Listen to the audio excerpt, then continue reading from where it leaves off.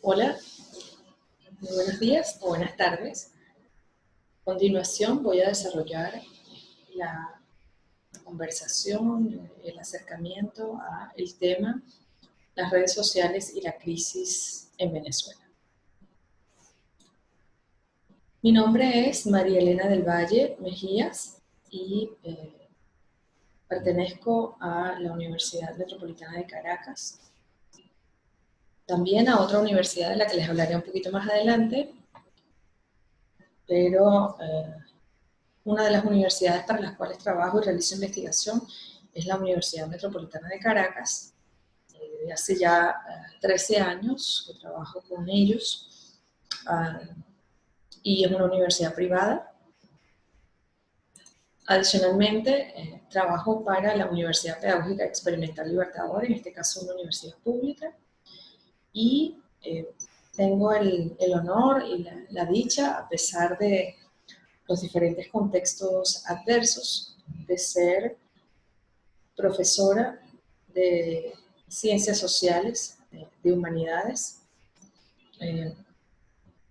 y de disfrutar profundamente el ejercicio de mi profesión. Quiero agradecer muy brevemente la invitación que me hiciera en su momento la doctora Carmen Marta, una colega por la que tengo un cariño muy especial, con la que he trabajado desde hace muchos años en los grupos de investigación en España y desde Venezuela, que es mi país de origen.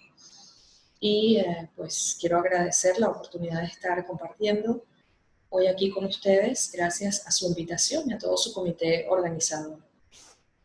Gracias, Carmen Marta, gracias a todos los compañeros que se encargaron de la logística, de la invitación, de hacer los vínculos necesarios para mi participación aquí. Como les comentaba, pues son 13 años aproximadamente de investigación que han girado en torno a 3 líneas fundamentales en lo que tiene que ver con mis intereses investigativos.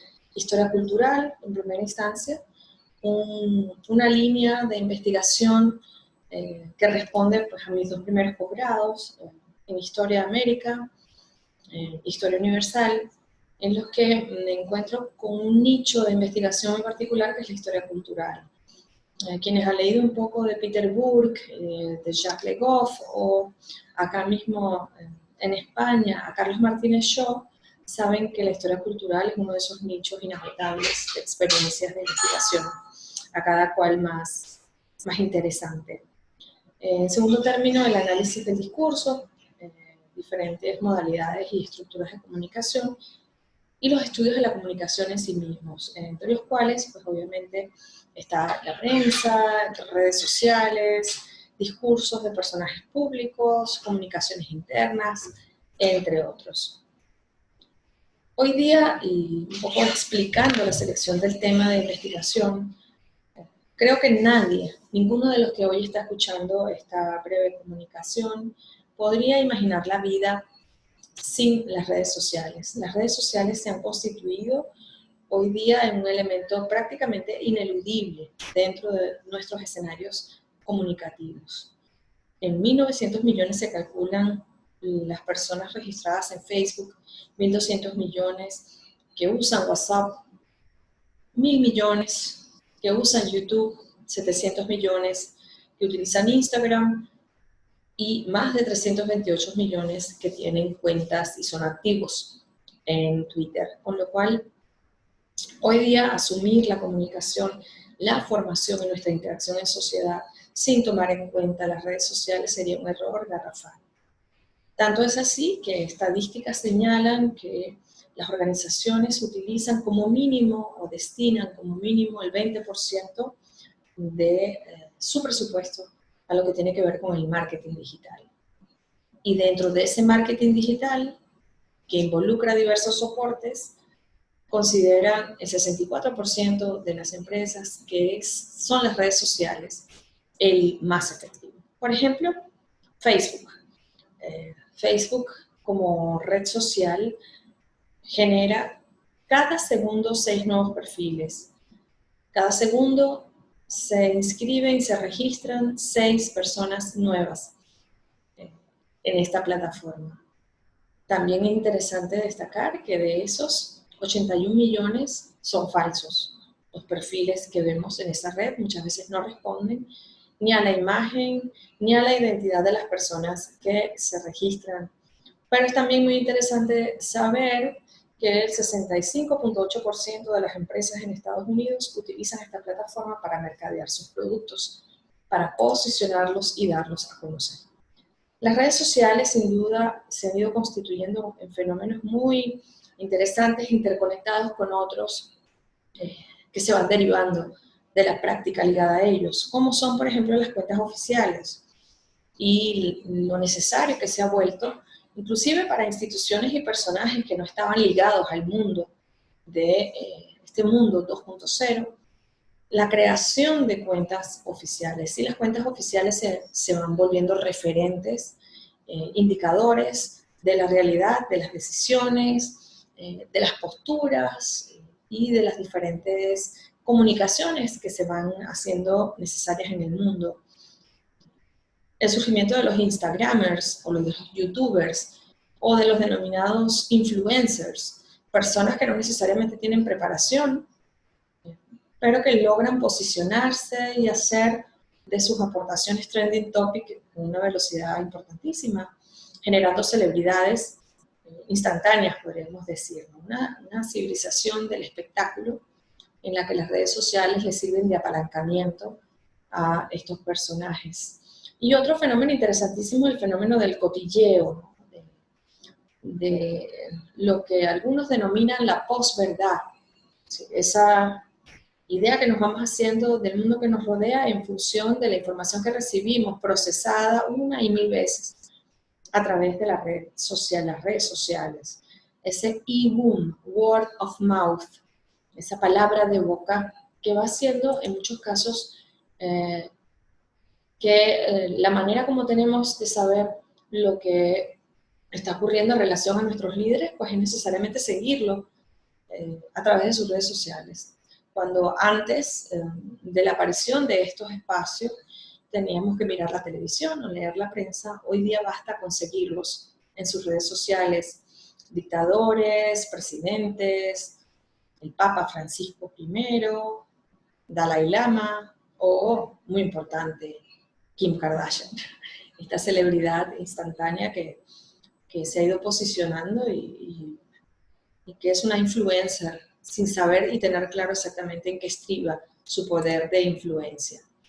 De esta forma, las redes sociales se han constituido un espacio bastante confuso, en el que en muchas ocasiones asumimos como verdadero noticias y como verídicas informaciones que realmente no lo son, o viceversa, es decir, ese fenómeno del e-boom, del cotilleo en las redes sociales hace que hoy día sean necesarias experticias y competencias comunicacionales distintas, que nos hagan ser más cuidadosos de las cuentas que seguimos e inclusive, aunque sean cuentas oficiales, contrastar en muchos casos la información.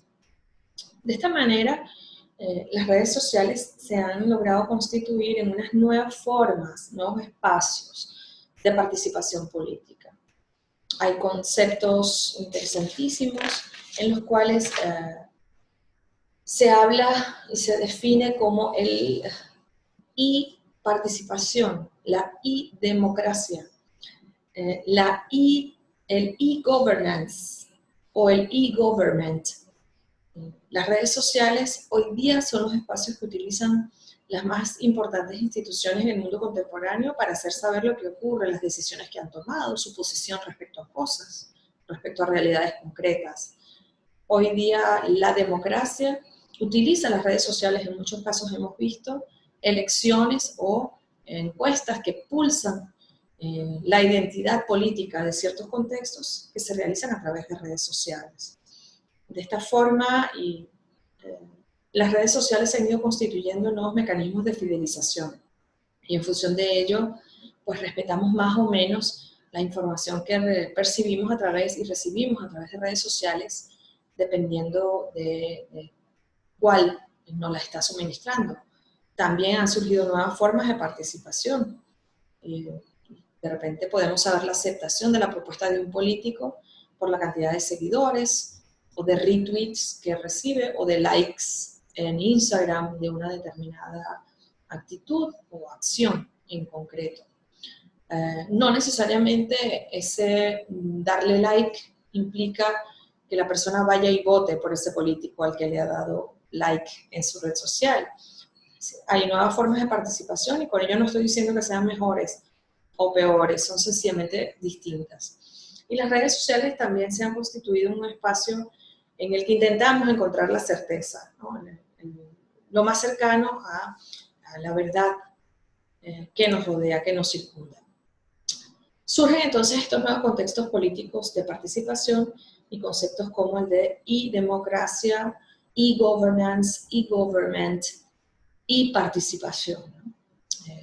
Interesante porque llegan inclusive a banalizarse los deberes políticos y ciudadanos, pensando que si retuiteamos una información o si le damos like a la fotografía de alguno de estos personajes políticos, pues estamos teniendo participación política, estamos teniendo vida y estamos ejerciendo debidamente nuestros derechos políticos. Sin duda alguna,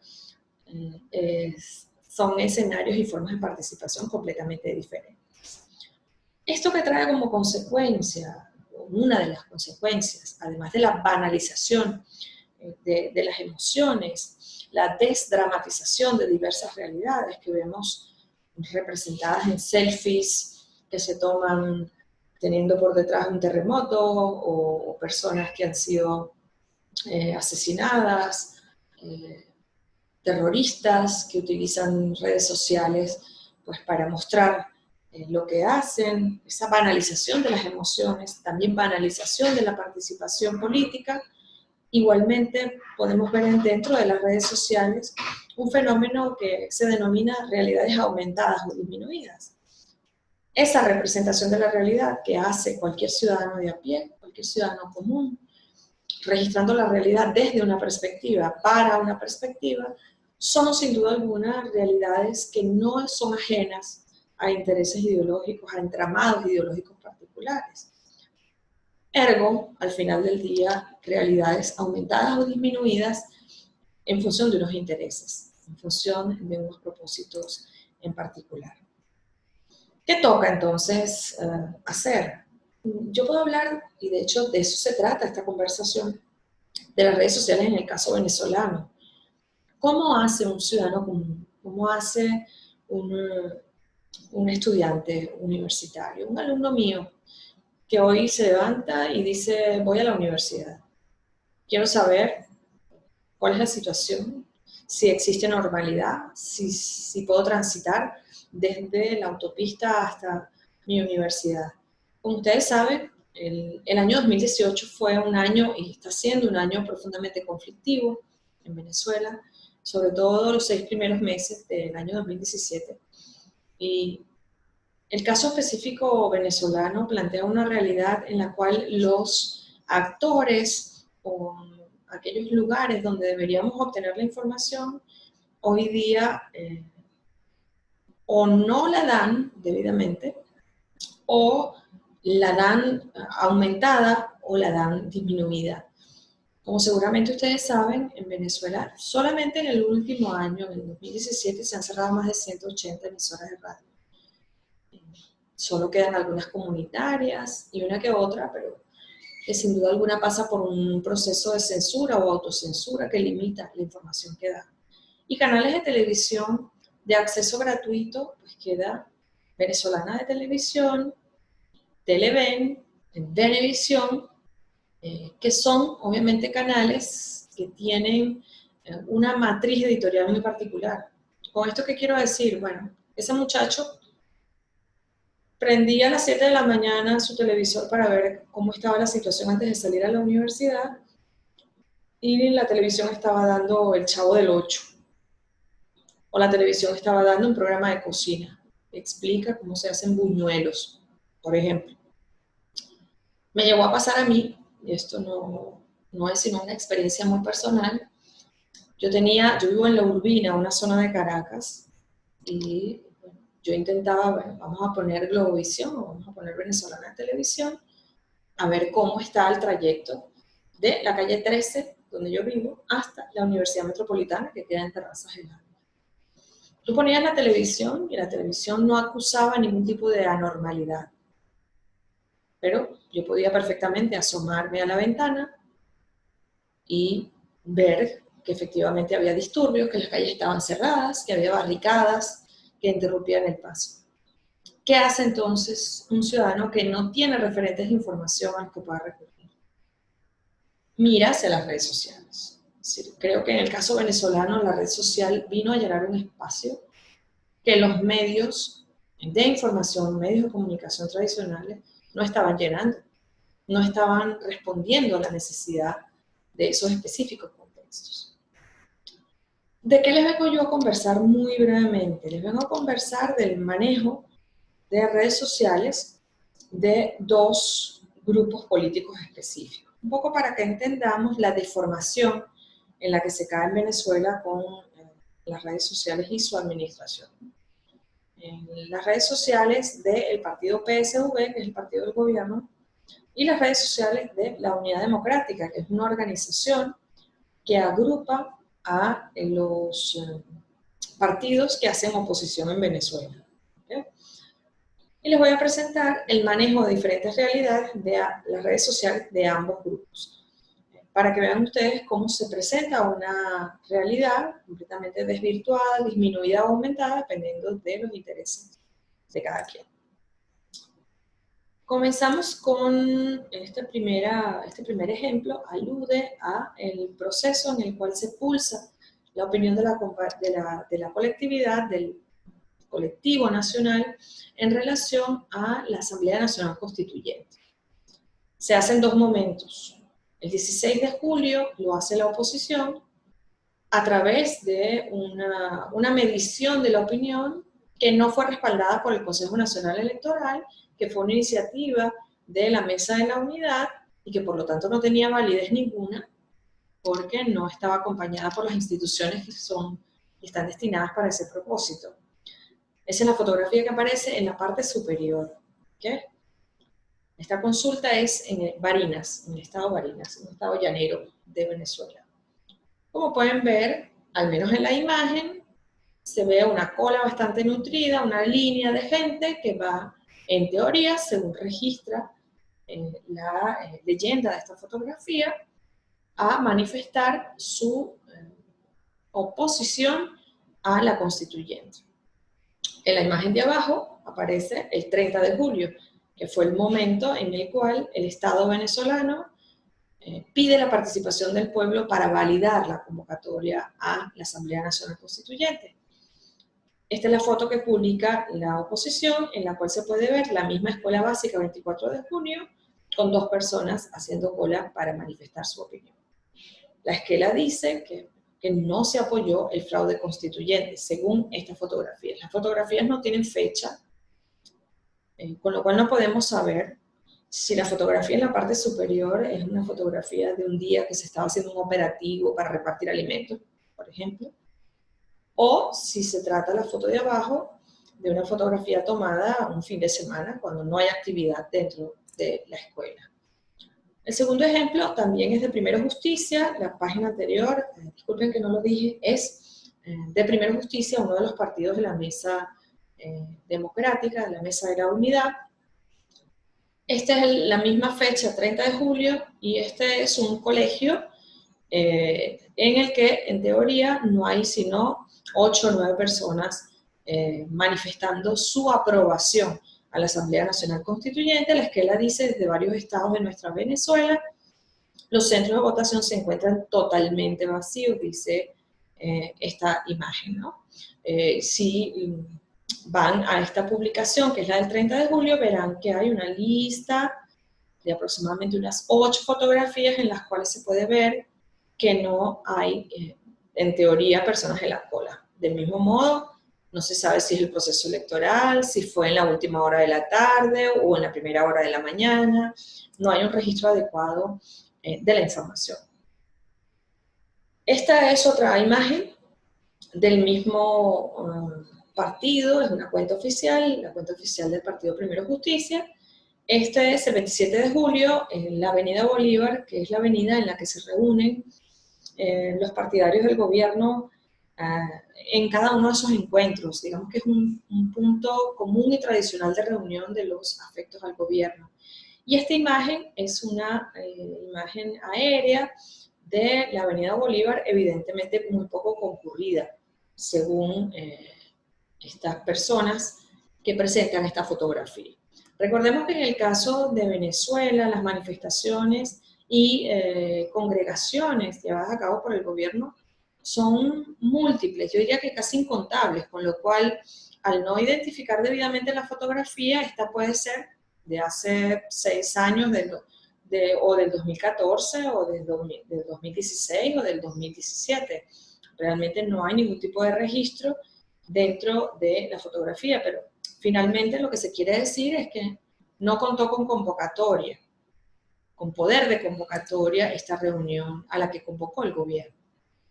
Este es el mismo día y el mismo lugar, es la misma Avenida Bolívar, pero en este caso hablamos de la cuenta de Instagram de Jorge Rodríguez, quien es uno de los representantes más importantes del partido de gobierno. Y acá podemos ver la misma Avenida Bolívar atestada de personas en el acto de cierre de campaña de la Asamblea Nacional Constituyente. La alegría, los colores y la cantidad de personas concurridas allí, pues dicen todo lo contrario. Igualmente están acompañadas aproximadamente unas 8 o 9 fotografías desde diferentes panorámicas del mismo lugar. Este es otro ejemplo. En este caso hablamos del Twitter de Diosdado Cabello y de su Instagram también, en el cual él describe el alzamiento de un fuerte en Paramacay, en el estado de Aragua, en el que según las redes sociales, según los vecinos del fuerte de Paramacay, se había dado el levantamiento de unos militares en contra del gobierno, se habían alzado en armas y había desaparecido armas de una potencia importante en este fuerte. En los tweets de Diosdado Cabello, disculpen, hablan de apoyo absoluto de las Fuerzas Armadas Nacionales, de absoluta normalidad en el resto del país, en las diferentes unidades militares, y el sofocamiento de este alzamiento de manera rápida, mientras que en las redes sociales de la oposición, de la Mesa de la Unidad, de los líderes de la oposición, aparecía todo lo contrario. Videos supuestamente tomados a las afueras del fuerte, donde se podían escuchar detonaciones y demás. Este es otro ejemplo, otra imagen de la Avenida Bolívar, otra panorámica en la que en este caso Diosdado Cabello agradece el apoyo del pueblo, además haciendo un uso específico del lenguaje, ¿no? Dice: gracias oligarcas del coño, porque después de tantos ataques el pueblo sigue en pie, el pueblo se ha fortalecido. Medio guariney, es una expresión bastante pues ordinaria, pero que caracteriza la forma de comunicación de alguno de estos personajes. En todo caso podemos ver dos realidades aparentemente opuestas, tomadas en el mismo momento, obviamente también con objetivos distintos. El punto acá, porque no quiero distraerme cayendo en diatribas inútiles, ¿no? ¿Quién dice la verdad y quién no? Acá yo no me estoy deteniendo en quiénes son los mentirosos, si los mentirosos son los que siguen al gobierno o si los mentirosos son los de la oposición. La pregunta acá no es quién aumenta la realidad o quién la disminuye. El punto es si esa es la potestad de las redes sociales, ser referentes de la verdad en el mundo contemporáneo. ¿No es ese caso el papel de instituciones en una sociedad democrática sana? A ver, estamos claros en que en todos los países, porque estoy segura de que a medida que yo iba dando los ejemplos, seguramente a ustedes se les iban ocurriendo casos similares que han ocurrido en España, con cuentas oficiales igualmente, con registros de la realidad aumentada o disminuida, dependiendo de los intereses de cada quien. La pregunta es, ¿ese es el espacio que deben llenar las redes sociales? ¿No es el papel de las instituciones en una sociedad democrática? ¿Qué es lo que podemos hacer nosotros como estudiantes de comunicación, como estudiantes de periodismo, como formadores de formadores, como ciudadanos de este mundo contemporáneo tan controlado y tan afectado por las redes sociales? Pues yo creo que hay una competencia planteada por la UNESCO y que todos deberíamos desarrollar de manera consciente y sostenida, que es el pensamiento crítico, el dudar siempre, duda siempre, de la cuenta oficial, de la cuenta que no lo es, asume la verdad como una construcción, contrasta y sé crítico, porque es la única forma en la cual podemos aproximarnos en sociedades tan convulsas como la venezolana a la realidad. A mí no me quedaba otra cada día que chequear redes sociales para ver si salía de mi casa o no, porque mientras las redes sociales de instituciones gubernamentales decían que donde yo vivo no estaba pasando nada, yo lo podía ver desde mi ventana. Una realidad completamente distinta. Uno como ciudadano entonces tiene que cultivar la gestión de la información como competencia y el pensamiento crítico en la gestión de esa aproximación a la verdad. Finalmente, ya para concluir, yo quisiera que se llevaran ustedes esta reflexión, estas preguntas, y que las compartieran conmigo, ¿por qué no? Si así les apetece. Compite un periodista con esta suerte de reporteros, cronistas digitales, que son cada persona con un móvil en la calle. Y de hacerlo, ¿con qué herramientas debe contar? ¿Cómo se hace para competir en el registro de la verdad con millones y millones de personas con teléfonos móviles en la mano? ¿Puede ser superado o sustituido un periodista por estas nuevas formas de comunicación? ¿Se puede verdaderamente improvisar un cronista de la realidad, de los contextos, como está ocurriendo? ¿Es correcto darle la beligerancia que le hemos dado a las redes sociales en el registro de nuestra realidad contextual? ¿No deberían ser nuestros referentes otros, distintos? ¿Pueden ser los canales y cadenas de televisión suplantados por estos nuevos espacios? ¿Cómo deben prepararse los estudiantes de comunicación para responder a estos retos?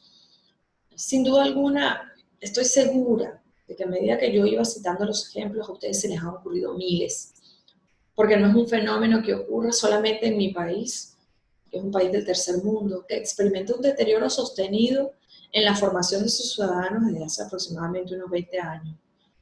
Un fenómeno que ocurre en todo el mundo.